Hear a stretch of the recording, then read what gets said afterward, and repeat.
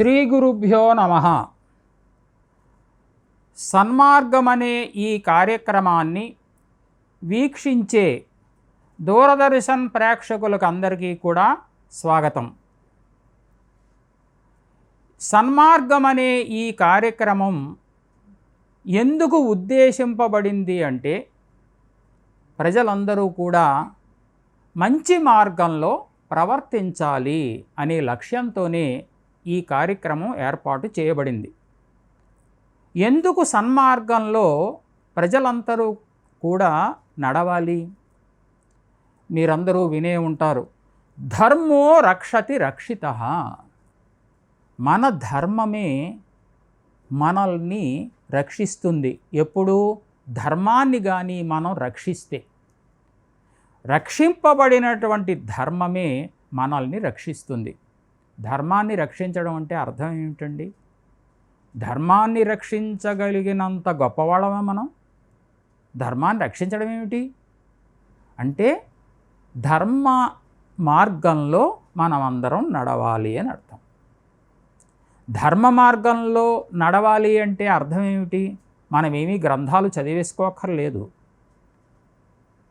నిర్ణయ సింధు, ధర్మసింధు లాంటి ధర్మశాస్త్ర గ్రంథాలని చదువుకోక్కర్లేదు. కనీసం నిజమే మాట్లాడాలి, అబద్ధం మాట్లాడకూడదు, తల్లిదండ్రులని దైవంగా మనం భావించాలి, పూజించాలి. ఇది కనీస ధర్మం కదా. పెద్దలని గౌరవించాలి.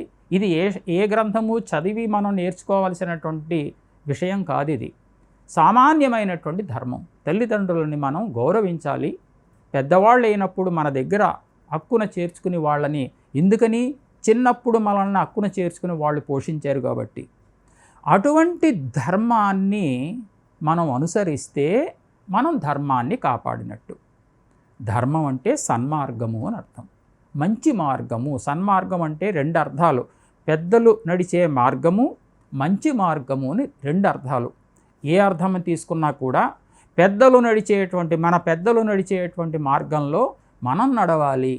మంచి మార్గంలో, పెద్దలు చెప్పినటువంటి మార్గంలో, లేదా మనం చదువుకున్నటువంటి మన గ్రంథాలు మనకి బోధించినటువంటి మార్గం ఏదైతే ఉన్నదో ఆ మార్గంలో నడవాలి అని.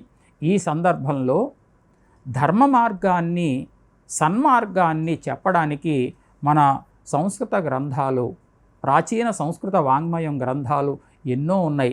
అందులో భర్తృహరి మహాకవి తన సుభాషితాలనే గ్రంథం ద్వారా ఈ ధర్మాన్ని గురించి, సన్మార్గాన్ని గురించి ఎంతో చక్కగా చెప్తూ ఒక శ్లోకంలో విద్యావిహీన పశువు అన్నాడు. ఏమండి, విద్య లేనివాడు ఎంత పశువు అని.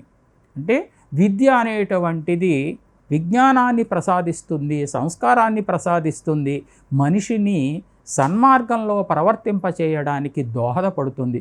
అటువంటి విద్యని చక్కగా మనమందరం కూడా అభ్యాసం చెయ్యాలి.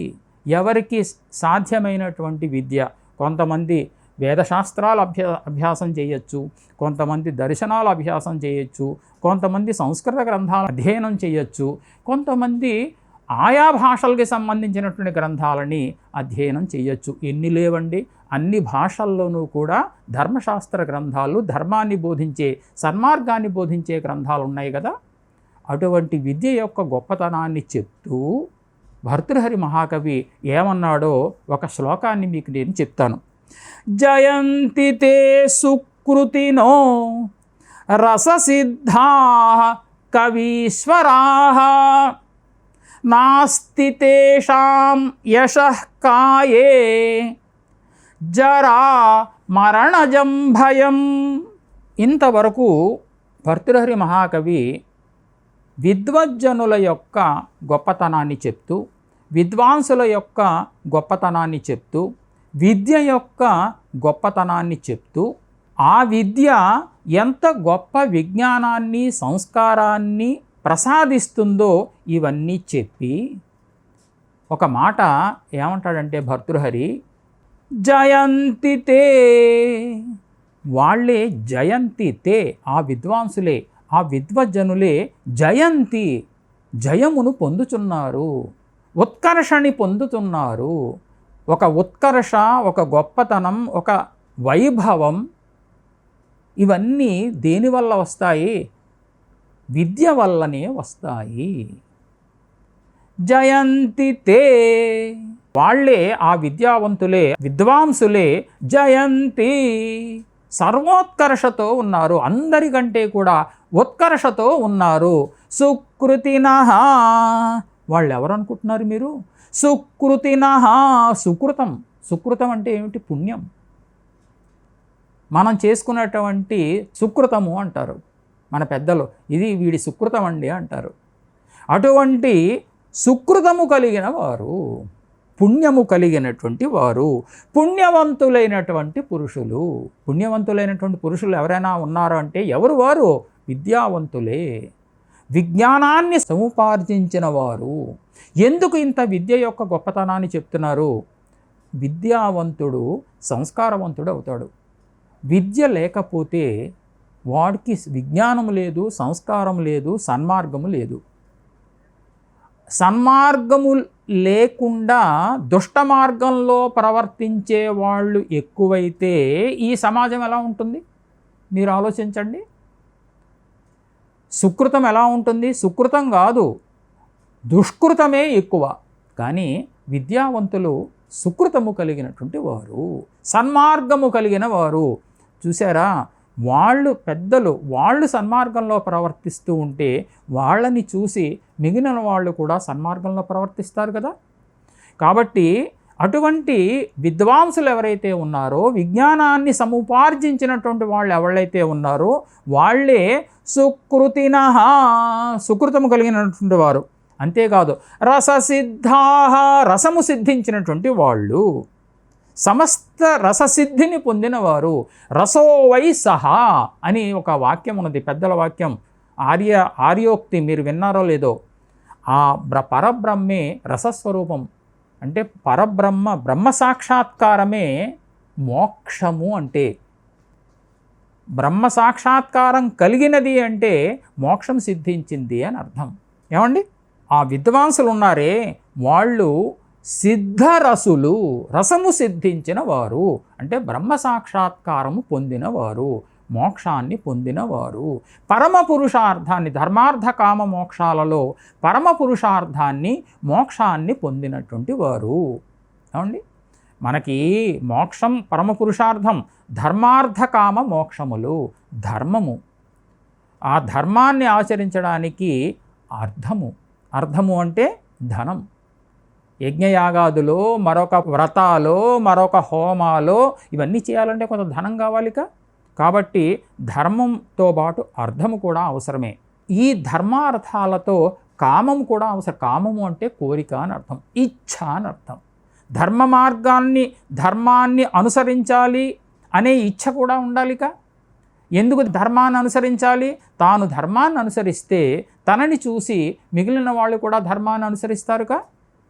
కాబట్టి ఈ ధర్మము, అర్థము, కామము, వీటితో ఇవన్నీ ఉండగా ఇక పరమ పురుషార్థమైనటువంటి మోక్షము సిద్ధించడంలో ఎటువంటి ప్రతిబంధకము లేదు. కాబట్టి ఈ విద్యావంతులకి క్రమేణ ఈ ధర్మార్థ కామ మోక్షములు అనేటువంటి 4 పురుషార్థాలు కూడా సిద్ధిస్తాయి. కవీశ్వరాః, కవీశ్వరులు వాళ్ళు, కవి సార్వభౌములు. కవి అంటే పండితుడు అని అర్థం, విజ్ఞానవంతుడు అని అర్థం. ఉత్తమమైనటువంటి విజ్ఞానవంతులు, పండితోత్తములు. ఎవరు? ఈ విజ్ఞానవంతులు, విద్యావంతులు. నాస్తి తేషాం యశః కాయే జరామరణజం భయం. వాళ్ళ యొక్క యశఃకాయమందు, యశశరీరమందు, యశస్సు అనేటువంటి, యశస్సు అంటే కీర్తి, కీర్తి శరీరమందు జరా మరణజం భయం. జర అంటే ముసలితనం, మరణం అంటే చావు. ఈ రెంటి వల్ల ఎటువంటి భయము లేదు. యశస్సు ఎక్కడ నశిస్తుందండి? మహాత్ముడు మహాత్మా గాంధీ ఇప్పటికీ మనం చెప్పుకుంటున్నామా లేదా? ఆయన భౌతిక శరీరం లేకపోవచ్చు, కానీ యశశరీరం ఇప్పటికీ ఉన్నదిగా. ఎంత సంస్కారవంతుడు కాబట్టి, అంత విజ్ఞానవంతుడు కాబట్టి, అంత మార్గదర్శకుడు కాబట్టి ఈ రోజుకి కూడా అందరము వారిని స్మరిస్తున్నాం, వారికి నమస్కారం చేస్తున్నాం. పండితోత్తములలో ఆయన ఒక దృష్టాంతం మనకి, ఉదాహరణ మనకి. అటువంటి పండితోత్తముల యొక్క ఎంతోమంది విజ్ఞానవంతులు మన దేశంలో. అందుకే మన దేశం కర్మభూమి, ధర్మభూమి మనది. ఇంతమంది విజ్ఞానవంతులు ఉన్నటువంటి సనాతన ధర్మాన్ని ఆచరించేటువంటి భూమి మనది, కర్మభూమి మనది. కాబట్టి అటువంటి విజ్ఞానవంతుల యొక్క యశఃకాయే, యశః శరీరమందు, కీర్తి అనే శరీరమందు జరామరణజం భయం, జర ముసలితనము, చావు, వీటి భయము లేనే లేదు. ఆ శరీరము యశశరీరము శాశ్వతమైనటువంటి శరీరము. విజ్ఞానం అనేటువంటిది, సంస్కారం అనేటువంటిది మనిషికి ఎంతో గొప్ప ఆభరణము. ఈ ఆభరణము విద్య వల్లనే లభిస్తుంది. కాబట్టి ప్రతి మనిషి కూడా ధనాన్ని సంపాదించాలి అనే కోరిక మాత్రమే కాకుండా ఆ కోరిక ఉండాలి, కానీ అంతకంటే గొప్పగా విజ్ఞానాన్ని సంపాదించాలి, విద్యని సంపాదించాలి అనే కోరిక మాత్రం మనిషికి ఉండాలి. ఆ విద్యాధనమే ఎంత గొప్ప ధనము అంటే సామాన్యమైనది అది కాదు. ఇంకా చెప్తూ, సన్మార్గంలో ప్రవర్తించడానికి కొన్ని ఉత్తమ గుణాలు, అంటే మనిషి అలవర్చుకోవలసినటువంటి కొన్ని ఉత్తమ గుణాలు ఉన్నాయని చెప్పి భర్తృహరి చెప్తూ, అంటే ఈ ఉత్తమ గుణాలు కలిగినటువంటి వాళ్ళే సన్మార్గంలో ప్రవర్తించేటువంటి వ్యక్తులు. నేను సన్మార్గంలో ప్రవర్తిస్తున్నాను అనే ఉద్దేశంతో ఈరోజు నేను ప్రారంభం చేస్తున్నాను అనుకోక్కర్లేదు. కొన్ని మంచి గుణాలు మనం అలవర్చుకుంటే మనం సన్మార్గంలో ప్రవర్తించినట్టే చెప్తూ భర్తృహరి ఒక శ్లోకాన్ని చెప్పాడండి. అది మనం తెలుసుకుందాం. దాక్షిణ్యం స్వజనే దయా పరిజనే శాఠ్యం సదా దుర్జనే ప్రీతి సాధుజనే నయో నృపజనే విద్వజ్జనే చార్జవం శౌర్యం శత్రుజనే క్షమా గురుజనే కాంతాజనే ధృష్టతా ఏ చైవం పురుషాః కళాసు కుశలాః తేష్వేవ లోకస్థితి. లోకమర్యాద అనేటువంటిది, లోకస్థితి అనేటువంటిది, లోకము యొక్క మంచి మార్గంలో నడిచే స్థితి అనేటువంటిది ఈ గుణాలు అలవర్చుకుంటే సంభవిస్తుంది అని చెప్పి మనకి భర్తృహరి చెప్తున్నాడు. అందరం కూడా చిన్న పెద్ద అనే తారతమ్యం లేకుండా అందరూ కూడా తెలుసుకోవలసినటువంటి విషయం ఇది. దాక్షిణ్యం స్వజనే, స్వజనే తన యొక్క జనుల యందు దాక్షిణ్యం కలిగి ఉండాలి. అంటే తన యొక్క జనులు, తనకి సంబంధించినటువంటి వాళ్ళందరూ కూడా వారికి ఇష్ట ప్రకారం నడుచుకునేటువంటి స్వేచ్ఛని ఇవ్వాలి. అంటే వాళ్ళంతట వాళ్ళు ధర్మ మార్గాన్ని తెలుసుకునే రీతిలో కూడా మనం ప్రవర్తించాలి.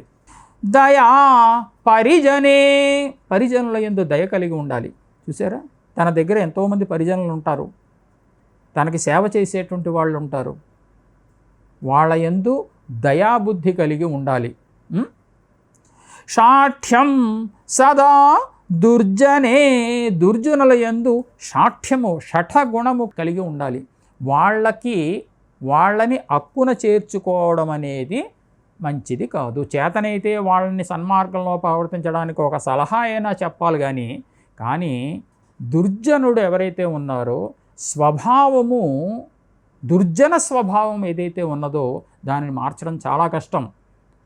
కాబట్టి వాళ్ళని అక్కున చేర్చుకోవడం అనేటువంటిది న్యాయం కాదు.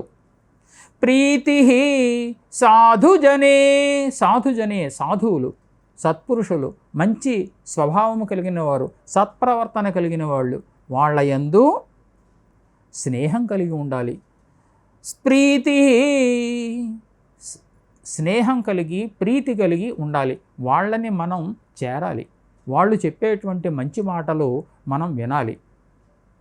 నయో నృపజనే, నృపజనులు రాజులు ఉన్నారే వాళ్ళ పట్ల కొంత నీతి మార్గాన్ని, రాజనీతి మార్గాన్ని కూడా అలవర్చుకోవాలి.